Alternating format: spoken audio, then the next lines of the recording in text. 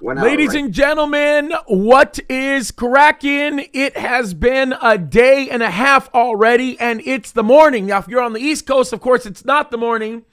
And if you have been watching what's going on, I got to turn off my volume because I'm hearing myself all over Facebook. Which, speaking of Facebook, by the way, if you are on Facebook Live, make sure you take that and you share it with people. Let people know that we are here. If you are on YouTube, we want you guys to like and to subscribe. Also, let people know, copy and paste, and let people know that we are here. It is critically important that you guys do that. We want to spread the word around to everybody, and it is really, really, really, really important. We have right now 600 people watching us simultaneously, and that number is climbing, and we only have 160 people that have liked us, so we need to fix that. Now, the title of today's live video is Surprise, Surprise, and I guess it's time to tell you what the surprise is, and that is Tom has turned into a turncoat and has left me for a week. But guess what? You guys are in for a real treat because guess who I have subbing for me? I'm going to switch over the shot. Olivier, what does that say? It looks like it's written backwards. Oh, Your is it? camera. Oh, I'm sorry. It reversed says it. I am not. It says I am not Tom Hughes. You know what? In honor of the fact that I have got you here, I am either going to do, should I do the I am not a bystander background? No, you know what? Let's do the Jerusalem background. Let's do the Jerusalem background for a little bit of a difference. Let's do that. I like the Jerusalem background. We'll do that. Bro, we got a lot of stuff to talk about. There's a lot of stuff going on. Before we get started, I do want to say one other thing. Thank you guys for your kindness and your generosity and your support through your prayers, your super chatting, your super stickers. We do appreciate that. As things begin to get to go, the comments are going to go so fast that as you guys send those out, we will acknowledge you. But sometimes it may take a little bit longer, and that is because a lot is happening and a lot of you are watching all at once. We've got a lot of stuff to talk about. You know what, Olivier? Things are going crazy in Iran right now. We're going to talk about that in a minute. But you've got some things that you said you wanted to talk about.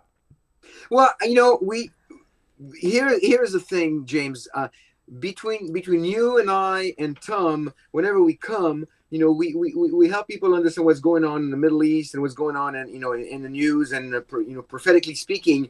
But it is rare that we come and we say we have some great news for you. So I want to start with something positive. Let's do it. It's a great little story. Israel is always accused of being an apartheid state and a colonizer and anti-Palestinian and hurting the Palestinian. And here is in the news today. I got this a Palestinian man who saved the lives of an Israeli family. It goes back 5 years ago. He was the Interior Ministry actually initially provided him in Israel with temporary residence because he was being harassed and by his own government. The Palestinian Authority was giving him a hard time and going after him. And finally, just now, he was granted permanent residency in Israel by the Israeli government. So there's this Palestinian guy who helped protect the life. The whole incident, a rabbi died, Rabbi Michael Mark. The whole incident happened where the rest of his family was saved because of this Palestinian coming to their rescue. And yeah, that is great news. That is really good news. It's something, it's always good to talk about stories like that because truth be told, there is a lot of craziness that's going on, and it is kind of important to bring some of that stuff out. And what it shows is that Israel is the opposite of an anti-Palestinian apartheid state. Here is a Palestinian who saved the life of Jewish people, and now he's granted permanent residency in Israel. Would it go the other way around? No way.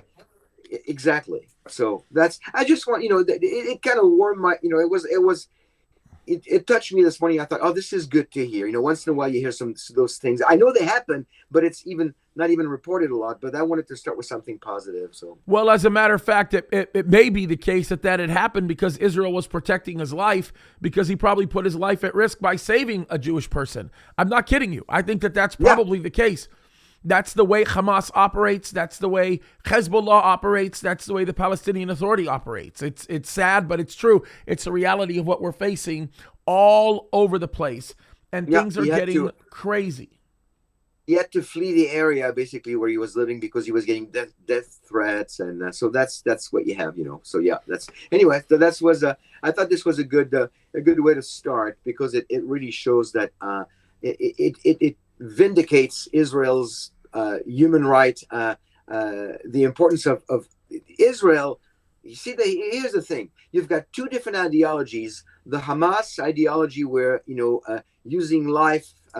They don't care about life, and you've got Israel and the rest of the West, but Israel values human life, and Hamas worships death, basically. Yeah, I mean, this is the truth. I mean, this is not anything that we're not aware of. This is not anything that we don't know. We know this to be the case, and it's something that we need to continue to highlight to people, because the days are getting darker, and they continue to get darker because we know that Christ is coming back. And I actually want to take a moment to talk about this, because we've been getting a question a lot lately that basically says, listen, if you see the signs that Jesus is coming, if you look around the world and you see all the craziness that's going on and all the insanity that's happening, then why should we fight to make our nation a better nation? Why should we be doing the things that we're doing? Why should we be talking about these things? Why should we be bringing these things to the light? What would you say about that? And by the way, Joshua, thank you so much for your super chat. God bless you. We love you. Thank you for your support. What would you say, Olivier, to somebody who would say that? Somebody who would say, why bother fighting when we know Jesus is coming back? Yeah. I would say that the reason why we fight for the truth, the reason why we defend the Bible, is because if in the process we can get one more life to be saved and to join us in heaven, then it's worth it. And yeah, absolutely. So just throw John? Sorry, go ahead, Olivier. Basically, if we just say, it's not worth it. I know Jesus is coming back. The rapture could happen anytime. It should, because Jesus is coming back, and because the rapture could happen anytime, we should double up our efforts to share the gospel and to tell people, this is it, you guys. This is coming to the final chapter, the final act on the grand play of world history. We don't have much time left. How many people haven't heard yet, or how many people have heard but have not made a decision? They should give us an incentive to go out and tell everybody that time is short. Okay. Well, let me take it a step further then. Okay. So, I agree. We need to tell people about the gospel. But why should we engage in politics? Why should we tell people about supporting Israel, for example? Why should we get involved in things like this? Why should we be concerned about the government and all the things that are happening right now? Why do we even do shows like this where we're even talking about this stuff? Well, you are probably more vocal than me in the political arena. First of all, because you probably know more about it than I do. I really specialize in a different topic, but it's important. Anything that is going to go, I think it may. I don't know if that's the answer you want, but anything that is going to go against the teaching of the Bible, the teaching of Jesus, we should defend and we should fight. Now we have to be careful not to do it in a way that's going to be just free character assassination just because we want to do it, but we want to expose the lies. And if people are going to promote things like abortion or lifestyles that are not biblical, we need to defend the Bible, because if we don't, who will? Well, and 100%, I agree with you 100%, and we do it really primarily because God commands us to do it, right? These are the things that we need to expose. We need to bring them to the light, and it's just very sad that we've sort of come to a place in our society, in our culture, in our world, where we're not doing a lot of that stuff, and it's very, very important. So what are some stories that you've got on the horizon, or some things that you're looking at right now, Olivia? And then we'll get into some of the stories I have, because there's a lot of stuff going on that we should be talking about, and some things that I think are very, very important issues. What say you? You have a few that you're going to cover, but one that kind of bothered me a little bit this morning. I noticed that the current administration just nominated this woman by the name of Tamara Kaufman-Witz, and excuse me, she is definitely a pro-Palestinian. Now she's not as bad as we talked about this gentleman a little while ago. You say his name better than I do. Hadi Amr. Yeah. You know what? Okay. Yep, that's right.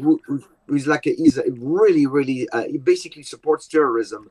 Now she was. By the way, folks, if you don't know who he's talking about a person that Joe Biden, well, really, it's more Anthony Blinken's issue, but he works for the State Department. We have a guy that is pro-terrorism, that works or supports terrorist organizations, that works for our State Department. That's the truth. Right. That's not an exaggeration. We're telling the truth here. It's absolutely absurd. And this woman Tamara Kaufman-Witz, she's bad as well. She's an opponent of Israel, and she is a supporter of Islamic terrorists. So now we've got we have the current administration is putting in place enemies of Israel on top of the squad that we already have. That's another problem. So the way I look at it is that just a few years ago, the anti-Israel narrative was more ideological. Now it's actually in place. It's operational. And I think people need to understand that going from ideological to operational means like it used to be rhetoric before, like we know this is what people think. This is, they write articles. But now we have people in place in the U.S. government in key positions making statements against Israel, not denouncing Hamas, not saying that Hamas is a terrorist organization. And how can you possibly function that way? I mean, the bias is so thick. I don't understand. I mean, this how far is it going to go? Well, I'll tell you how far it's going to go. The whole world is in upheaval right now because it knows that the United States of America isn't going to back Israel. So all of the enemies of Israel right now are coming out in full force, and they continue to do remarkably evil things. And we're watching it. We're seeing story after story. There's evidence after evidence after evidence after evidence after evidence of this kind of nonsense, and it's getting old. It's getting to the point right now where we're watching insane amounts of hatred that's being communicated and crazy things. I'll scan some of these headlines and we can talk about them one by one, but we've got this one. Actually, I'm not. I just want to, there's one that I want to talk about because this one just drives me crazy. And I'm just super, super upset at this one. It says the EU leaders, this is the European Union, the EU leaders join North Korea in welcoming Iran's mass murderer president. Okay, first of all, let's just talk about this. This is not a president that was brought into office legitimately. We know that. Okay, this is a bad situation. This whole situation in Iran has always been bad. We know it. He is known as a butcherer. He's a completely, just totally wicked individual, and he continues to seek to do evil, literally, in the region.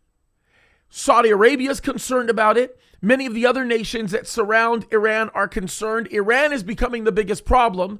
A lot of the geopolitical shifting that we're watching is taking place as a direct result of everything that's going on in Iran, and it's getting uglier and uglier and uglier and uglier and uglier. And this is interesting. Let me read to you a portion of this.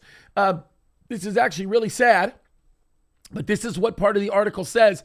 It says the leaders of the European Union who preach about human rights and democracy are not only turning a blind eye to the Iranian regime's handpicking of a mass murderer, Ibrahim Raisi, to be next president, they are also now joining North Korea in congratulating the ruling mullahs and their new president Raisi. Now, why do you think North Korea would be so happy and congratulatory about somebody like Raisi? Any idea on that one, Olivier? He's anti-American. He's Absolutely.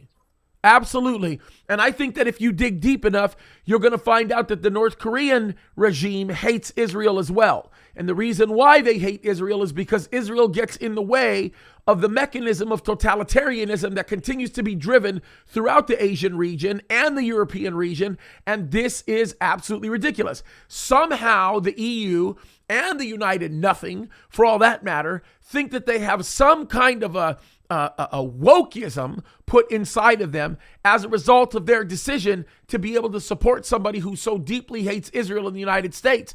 And the thing that makes me sick to my stomach is that the United States of America is not only not condemning it, but in essence, they are rendering credibility to these people.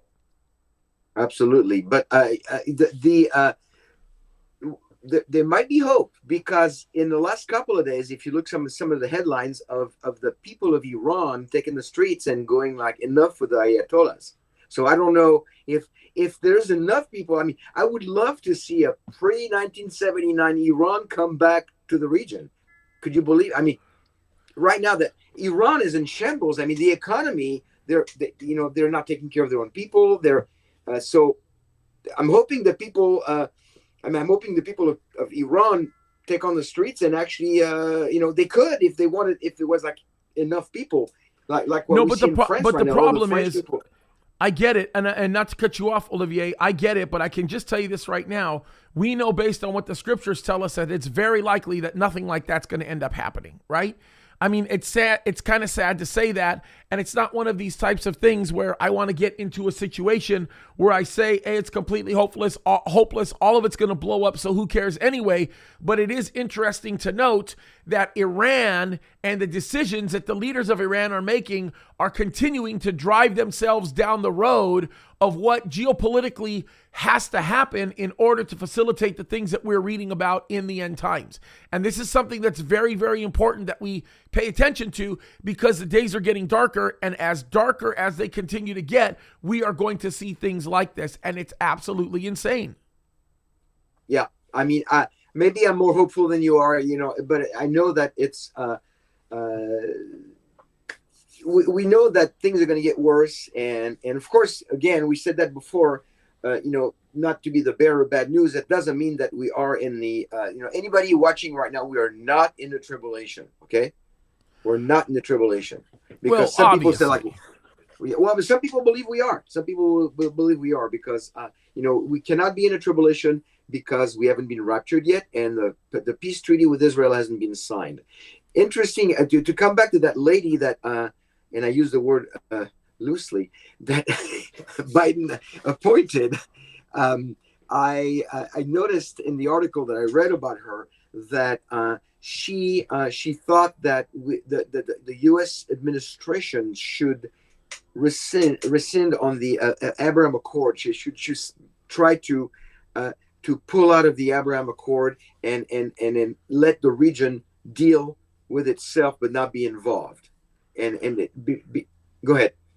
Well, the reason why some devil like that is actually saying that the U.S. needs to pull out of the Abraham Accords and allow the region to act as though it is because what she wants to do is she wants to discourage those that are creating normalization agreements with Israel from making any kind of peace with Israel, because she wants to signal the rest of the world that the United States of America will not back them in fending Iran off of them. That's the big issue. The whole reason, listen, the whole reason why we got to see the Abraham Accords take place the way that they did was because Secretary Pompeo and former President Trump went to this region and basically told them, look, we will stand in defending you from the clutches of Iran. Iran was many of those nations' common problem. They've been worried about the development and enrichment of uranium, development of nuclear weapons. They've been concerned about the many, many times where the rhetoric with respect to anti-American, anti-Israeli, and anti-anybody who would be sympathizers with those cause. They know that they have a common enemy. They know that it's an enemy that they have to defend. They know that this is a problem that they continue to see. And by the way, with this problem that they continue to see, they know beyond a shadow of a doubt that at some point there's going to be some kind of conflict. So the fact that the United States of America was always involved, it encouraged them to take the stand that they were taking. And by the way, it's interesting because Saudi Arabia understands this. They're actually at the point where they're looking at it as a mechanism to drive their own survival, which is why they are continuing on with normalization agreements, whether or not the United States of America wants to support those agreements. So this is why we're seeing what we're seeing, and it's actually very, very ugly. Now, do you how close do you think Iran is from having the enough uranium and ready to a lot closer, a lot closer than the world wants to admit. I can tell you that right now. I mean, listen, if Iran is willing to admit, and we can verify it somewhat, not completely, but we can verify it somewhat, that their Iranian enrichment is 20 times the level that it should have been at the end of the sunset clause, okay, or 15 times the level that it should have been at the end of the sunset clause, then you know for a fact that they probably have enriched uranium to a point that is darn near weapons grade, if not already weapons grade.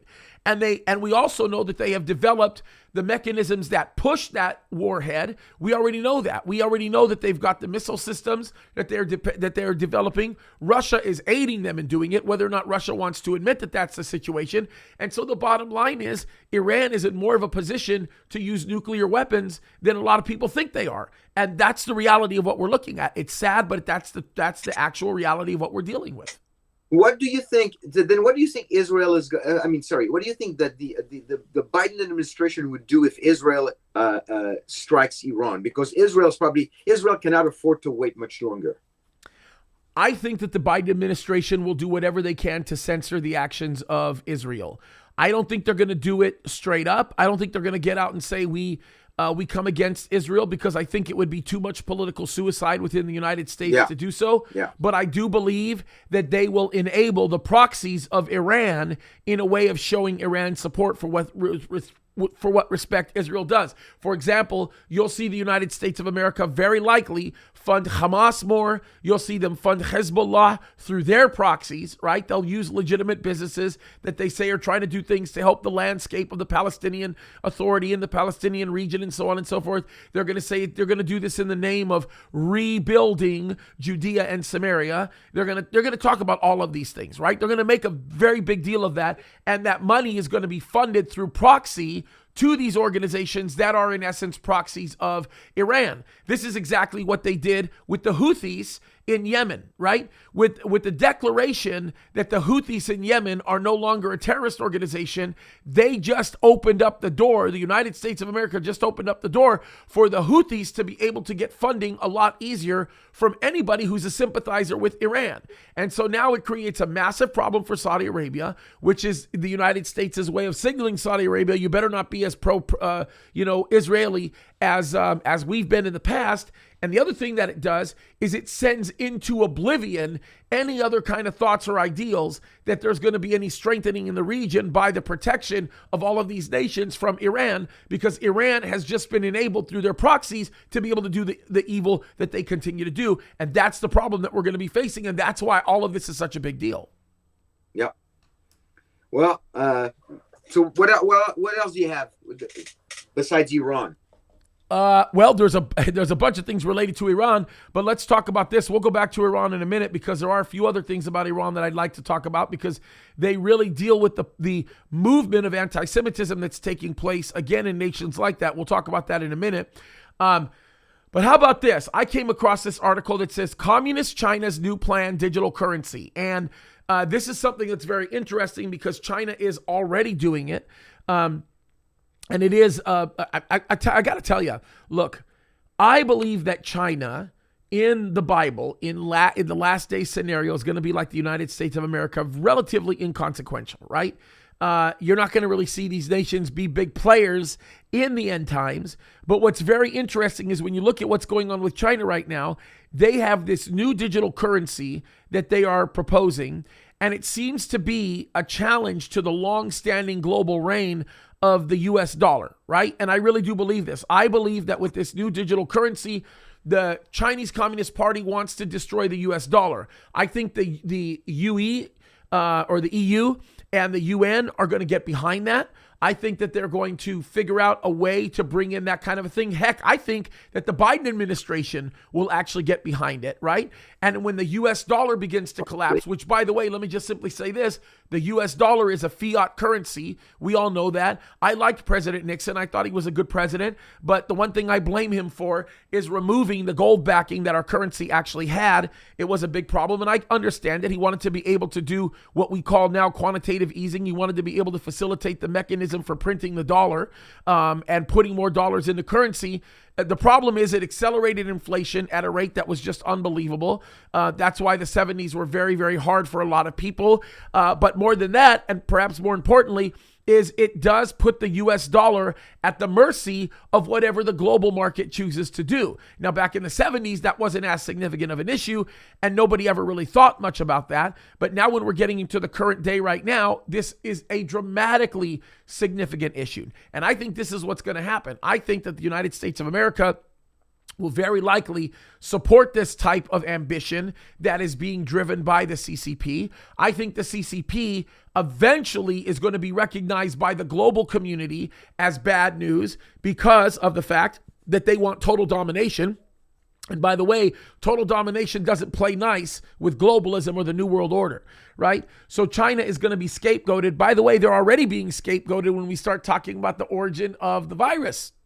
So we're seeing a lot of these things begin to happen, begin to take place. And I think that this new digital currency is very likely going to take off in China, but I don't think it's going to last long because I think it's going to go into completely canceling out itself. They're hurting themselves eventually on the world market.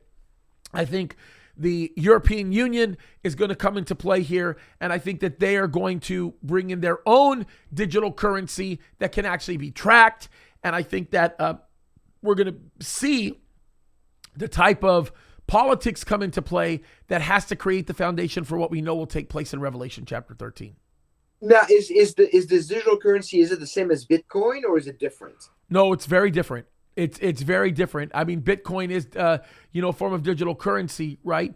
But unlike Bitcoin, this currency is really, truly does increase the state control and surveillance, right? Because through this type of currency, you can see what everybody is spending on. You can see what hand it changed to, what person took the money, what person received the money. You can see all of that. And you're not seeing that right now with Bitcoin. With Bitcoin, it is full and complete anonymity. And it's a type of anonymity that nobody can come against, by the way.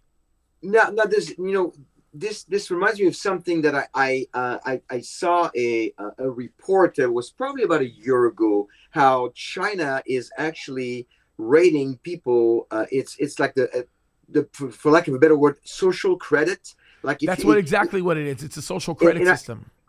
And if you put the social credit system and you put the digital currency, then all of a sudden people, if they are rated negatively, will not be able to receive funds. Or I can see how the two would work together.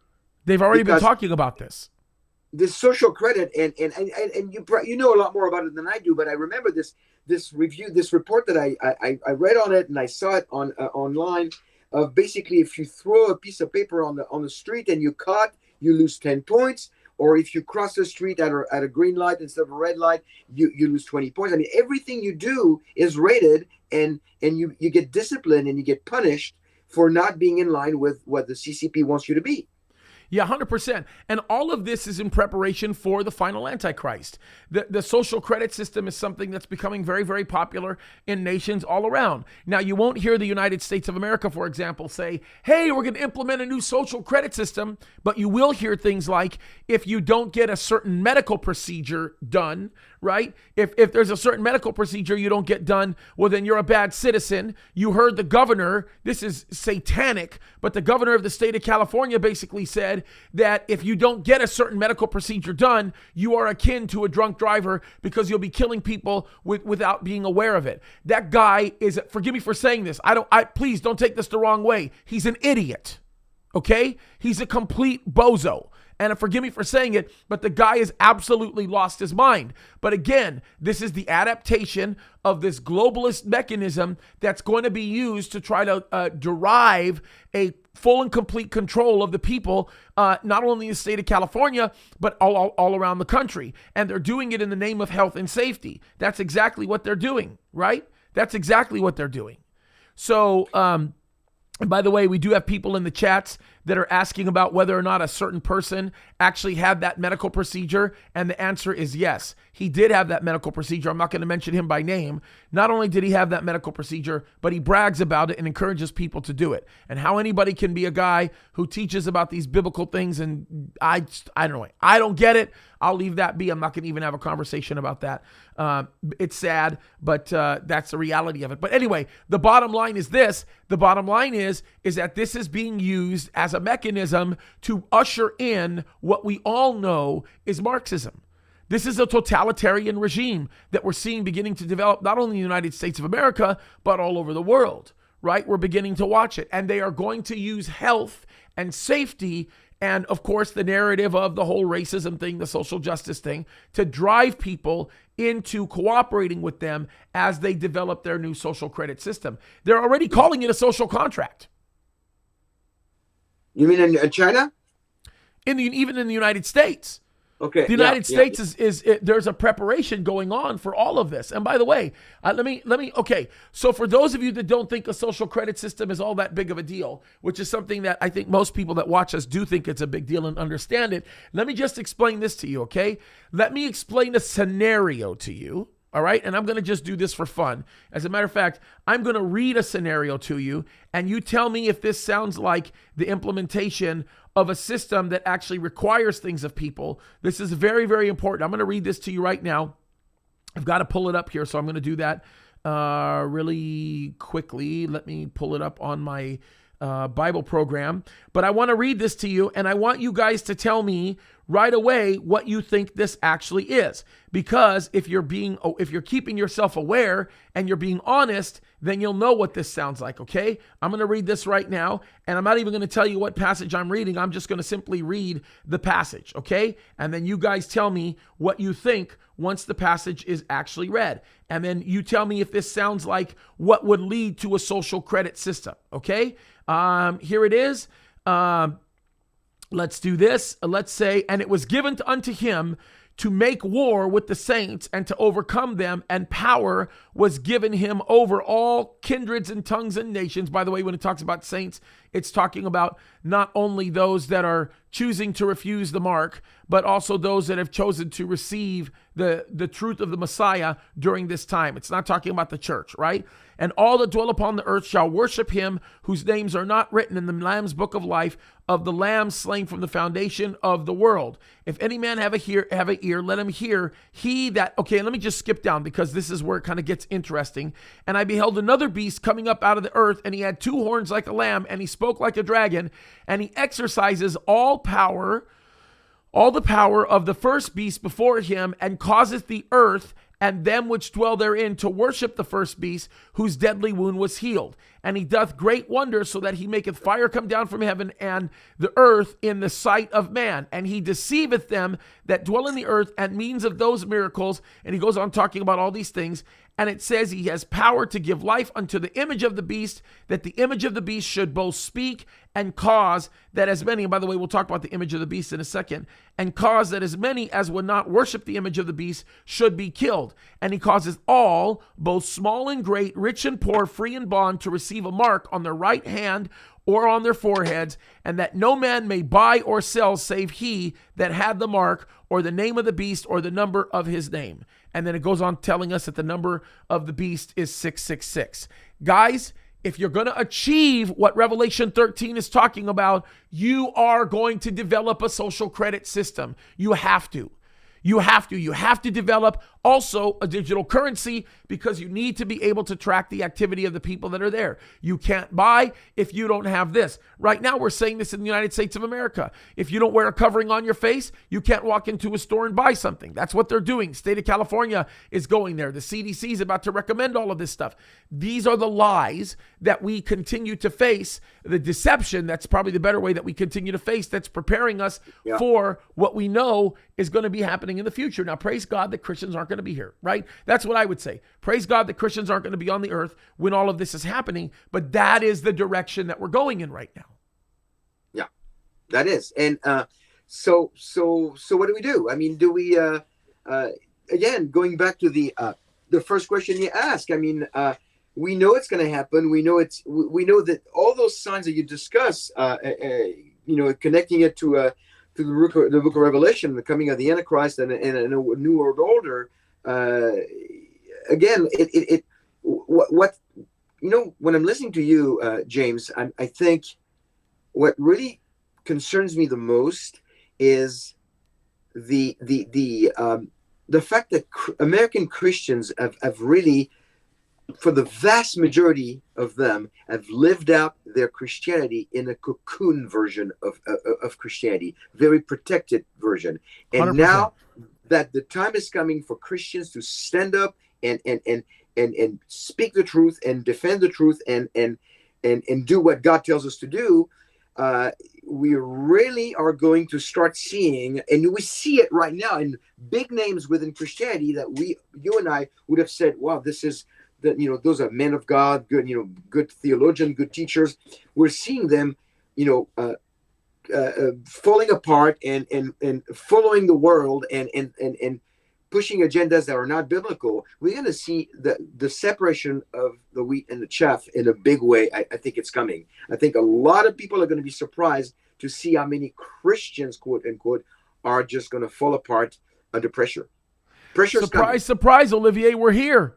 We're already watching it. You are articulating this perfectly. We're watching it right now. It's happening. It's happening before our very eyes. We're watching what everybody calls the church dividing, and I don't think it's the church dividing. I think that what it is it's God throwing the church on the threshing floor, and he's separating the wheat from the chaff. He's literally taking away those that are fake. That's right, 100%. It is not the church. Yeah, it is not 100%. the church dividing. It is not the church dividing. It is God dividing the true church from the rest of the world. 100%. And I see pastors every day that, in my opinion, need to quit. They need to walk away from the ministry because they stand up and they're more ready and willing to march for social justice than they are to stand up to the county officials and to all of these ridiculous tyrannical rulers who are basically saying, in the name of a social contract and loving your neighbor, you need to stop operations of the church. And a lot of people say, oh, well, it's no big deal because we can do all this stuff online. I'm sorry, but online doesn't take the place of physical fellowship. Online doesn't take the place of hugging one another, ministering to one another, having face-to-face contact with one another. And forgive me for saying this, but I want to see everybody's face, right? I don't want to see people's faces being hidden, right? They do that in Islamic countries in order to continue to put down women. They do this in the name of what they call modesty, but what they're doing is they are dehumanizing women. That's why when a woman wears a hijab in the Middle East, the design behind them wearing the hijab is to dehumanize them. Because when you take away their face, then they become simply an asset. And that's exactly what's going on. This is why when I see people like Ilhan Omar, who gets up in front of everybody and talks about what she says is social justice while she's wearing a hijab, I think in my own mind, I think you are an absolute certified kook. If you were in the Middle East right now and you were talking the way that you were talking, they would take your life. That's what they do in the Middle East when women choose to take leadership positions. What they would do is they would dehumanize you by making you wear that hijab so that you become a piece of property to whoever it is that you're married to. And that's the reality of the way it is in the Middle East. And coming from a man who's raising 2 little girls, who's been given the privilege to have 2 little daughters, there's no way on God's green earth I will ever allow that to happen anywhere near me. And that's just the bottom line. That's the way it goes. And yes, we know we're in the last days and we know that these things are going to change. But if we have gotten people all over the world all of a sudden to be so willing so willing to dehumanize one another so quickly, and to do it in the name of caring about humanity. Imagine what awaits when the great tribulation takes place. Imagine what awaits when all of that happens, bro. We're headed towards a really dark road. That's the reality of what we're facing. The amount of compliance that I have witnessed in the last year and a half is mind-boggling. People are complying. It's just such a perfect example of the perfect dry run for the days of the Antichrist. And it's, on one end, from a human perspective, it's very scary, but from a believer's perspective, I'm going like, wow. It keeps confirming not only that we are in the last days, but that the Bible is so true. There's no error. Everything that is in the Bible is going to come to fruition. And I think for those who do not believe in God, for those who do not believe that Jesus is the Messiah, for those who do not believe the Bible is the Word of God, right now is the time that they need to do some introspection, going like, I see a lot of stuff happening. Maybe it is in line with the Bible. Maybe I should pay attention. Maybe I'm going to be separated. You want to say something? No. Keep going. What you're saying is great. I think right now, people who do not believe in God should really wake up and say, wait a minute, maybe my friends who are Christians who are telling me about all those things, maybe I need to pay attention. I mean, I have told people before, I said, listen, you don't have to believe in God. You don't have to believe in Jesus being the Messiah. You don't have to believe in any of that. But one day, a lot of people who call themselves Christians are going to be gone just like that. And everybody's going to try to reason on the news and say, well, this is what happened. And they're going to say all kinds of different things. But the reality is, it's a biblical event called the rapture. And when that happens, if you're still alive, you might want to say, whoa, my friend so-and-so was right. I need to place my faith in Jesus. 100%. And that's the thing that kills me right now. You look at what's going on right now with the, Islam is being used to propagate all of this stuff. We talked about this, the lying that's going on right now in Islam, the deceiving. I think that one of the biggest cults of Islam in the United States, the Black Islamic movement, it's a perfect example. The Islamists, if I believe in the fundamentals of the Quran, then I believe in lying and deception. Right? Let me read to you what it says in the Quran. Let me just read you one section, and I'll read it to you in Arabic, and I'll translate it because it's heavy. It says, وَمَكَرُوا وَمَكَرُوا Allahu wa Allahu khayru al-makarina, which basically means they planned or they schemed. Planning is not the right word. They schemed, they lied, referring to the Jews. So Allah chose to lie. Why? Because Allah is the greatest of deceivers. He's the greatest of liars. This is the reality of what we're facing right now, and these lies being communicated by people like Ayanna Pressley and Ilhan Omar and some of these other people, Talib. These are women who say, "Oh, well, we believe in Sharia law, we stand for all of these things." You are so deceived by your satanic God that you continue to propagate the lies that are not only going to destroy you, but they're going to destroy your family and the country that you claim to hate so much. And that's the thing that's so sad. And by the way, if they love this country so much, then why would they even be in it? Why on God's green earth would they be even in this nation? That's the reality of it. By the way, Carrie, thank you. Sally, thank you. You guys are very, very kind. And thank you. And by the way, this is a good comment, Sally, when you're saying God is trying to wake people up from their zombieism. That's right. He's waking them up from their death. He's waking them up from literally the place of destruction. And that's the thing. We need to understand that I think God is doing a work like that, and we need to stop acting as though nothing is happening. We need to speak up. That is why I continue to say I am not a bystander. And I love this thing that we are getting behind. It's very, very important. We're not going to sit here on the sidelines anymore and watch this kind of nonsense happen. But there might be, James, this is fine and dandy, and I like what you're saying, but there might be a price to pay. Christians might, have a big price to pay if they're not a bystander, if they fight for the truth. There might be a price to pay. Are you kidding me, bro? There might be. There will be. Look, let me explain something to you, bro. There will be a price to pay. Of course there's going to be a price to pay. We know that there's going to be a price to pay. And again, things are getting darker. They continue to get darker, and we need to take a stand. Michael Sanchez, thank you so much. God bless you. It's very, very kind of you. Thank you for your support. Okay, so let me bring this up because I do think that it's worthwhile bringing up, right? Do we have time? Yes. Let me ask you this. I'm going to modify the question a little bit, because as we talk about the end times, things kind of going in a different direction. Why is it so important? And maybe you can explain Genesis chapter 12, verse 3. Why is it so important that in these last days, we are people who are supportive of the Jews and Israel? Now, don't get me wrong. Listen, I think that if we're going to be supportive of Israel, we also have to call Israel out when they're making really bad decisions, right? And I do think that there are some bad decisions that are being made, but we still need to stand in support of them. And I think that it's very, very important that we stand in support of them. Why is that important that we support Israel? Well, you want the short answer or the long answer? Because I'm running out of time, so I'm looking at the clock here. So this probably is the last segment that we're going to do, right? Yeah, I think so. Okay. The short answer is because God said so. Basically, Genesis 12:3, the original statement that God made when he talked to Abraham, that was basically the promises that he gave Abraham and the Jewish people. And in verse 12:3, he says, I will bless those who bless you. I will curse him who curses you. Basically, God said, I love what, my friend Arnold Fruchtenbaum calls it God's foreign policy when it comes to Israel. That is God's foreign policy. You bless the Jews, you'll be blessed. You curse the Jews, you'll be cursed. End of story. And can I interrupt you for one quick second? And then I'll let you go on. It's God's foreign policy, period. If a nation wants to be blessed, then it will also bless and come with and support those nations that support Israel, and it will come against those nations that come against Israel. I wanted to add that to there. I think it's a good foreign policy rule.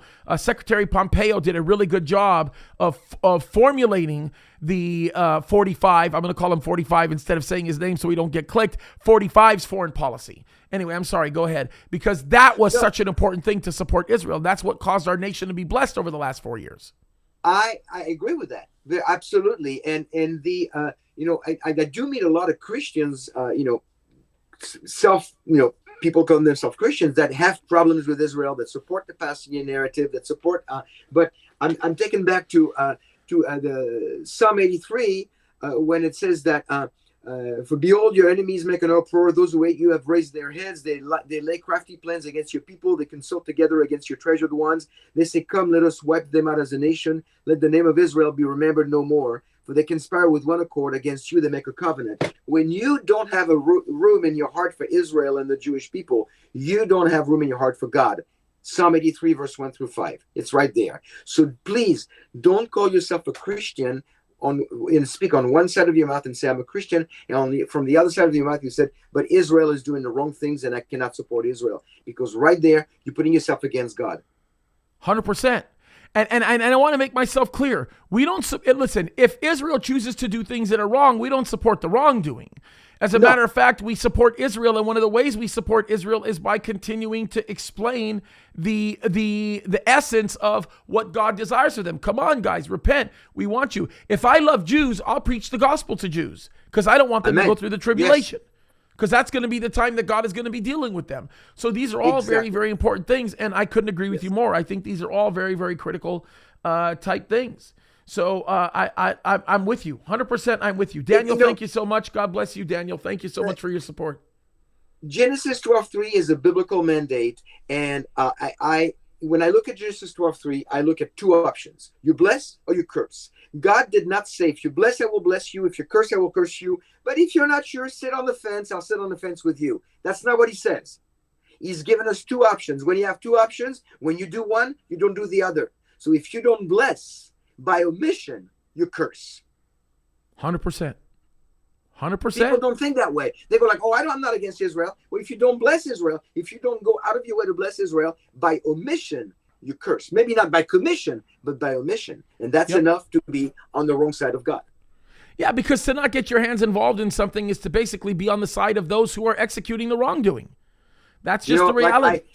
Like I've said many times, to take it back to the definition of a bystander who does nothing only facilitates the work of a perpetrator. That's right. So if you don't bless, if you stay neutral, then you facilitate the work of those who are going to go against. Let me better phrase it.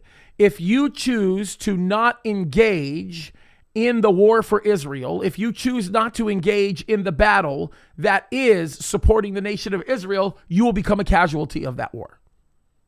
I would agree with that. That's true. That's true. So 100%. All right, Olivier, we are out. Time is out. How can people get a hold of you if they want to subscribe to you? Can you let them know how they can subscribe? We have a big audience here that's watching right now. Over 1,000 people that are watching simultaneously. How can they get a hold of your YouTube channel? Well, I'm on YouTube under my name, Olivier Melnick, today through Jewish Eyes, and I'm posting a lot of videos daily, my daily devotional. Today I'm finishing a video on Messianic prophecies, on the prophecies of Balaam that I'm going to post today or tomorrow. And I have all kinds of teachings on Palestine, on Israel. I mean, a lot of it that I've done at your church as well. I've got interviews. So go to Olivier Melnick today's through Jewish Eyes, or also newantisemitism.com is my website where my books are. You can get them on Amazon. But I need to see more subscribers. I know a lot of people watch my videos, but like it's the same thing. They don't always subscribe. So I'm hoping that I can get people to subscribe. There's a lot of good stuff. I'm the best kept secret on the web. And I just a little bit of humor. I got to show you this. I'm going to go to a full screen really quickly because Olivier, can you send me that screenshot that you sent me the other day of one of your videos? Do you still have that? Which one? The one of your video on the Antichrist? Oh, yeah. Okay, hold on. Let me find it. Yes. Because I think it was super funny. I'm going to see let me see. Oh, you know what? I got it. I got it right here. Hold on. Yes. Hold on right you here. Gotta, you got to have a sense of humor. Okay. Yep. This video is, or this photo is funny as all will get. And I'm going to bring it into the shot here really quickly. Let me see here. I'm going to do a new shot here. Hold on one second. Here, let me do this. Let me see if I can bring it in this way. Okay. I am going to go here. I'm going to remove this, and then I'm going to bring in this because you guys have to see this. It's actually really, really funny, and I really want to show this to you guys because I thought you guys will probably get a kick out of this. Let me find it here. Yeah, and all this negativity, we have to keep a sense of humor, you know? Yeah, it is, and I'm telling you, it is funny, and I want you guys to see it. So I'm going to show you this picture. Let me bring it up here. I'm going to bring it a little bit bigger, and then we're going to close in prayer after I show you this little humor because I do think it's pretty funny here. So let me do this. I'm going to show this. All right, take a look at this. Let me remove this here real quick. And hopefully today I can pass the 4,000 because I'm still. Hopefully we can get beyond 4,000 subscribers. That's right. But let me show this to you. This is so funny. Okay, I'm going to put this right in front. I'm going to switch over to this shot. Take a look at this, you guys. This is pretty funny. How about that? All you ever wanted to know about the Antichrist, and look at how many views? 666 views. That's now not the case. There's many more than that, but I thought that was pretty funny when we came across that. Anyway, Olivier, why don't you close us up in prayer, bro, and we'll wrap it up. I would love that. I would love to do that. Heavenly Father, thank you for this opportunity to gather together virtually and defend the truth and speak on your behalf and just tell our audiences what's going on. Lord, we know that you've given us a biblical mandate to love Israel, to love the Jewish people. So we'll continue to do this. We'll continue to defend the truth of the Bible and share the gospel with those who need to hear it. I thank you for my brother James and all that he does in his ministry. And God, I pray for protection. I pray for guidance in how we proceed as we even just for today, Lord. Keep us focused on you and help us make a difference in this world. In your name, in Yeshua's name. Amen. Amen. Once again, guys, thank you for joining us. We love you so much. Be on the lookout for the video we are releasing today at 1 o'clock. And by the way, you're not going to want to miss out on that video. That video is going to be a very, very good one. The title of that video is What in the World, you won't believe what the UN is doing to Israel. And this is a big one. You're going to want to see that video, you guys. All right. Love you guys. God bless you. Shalom. We love you. We'll see you soon. Shalom, Bye-bye. y'all. Shalom, y'all.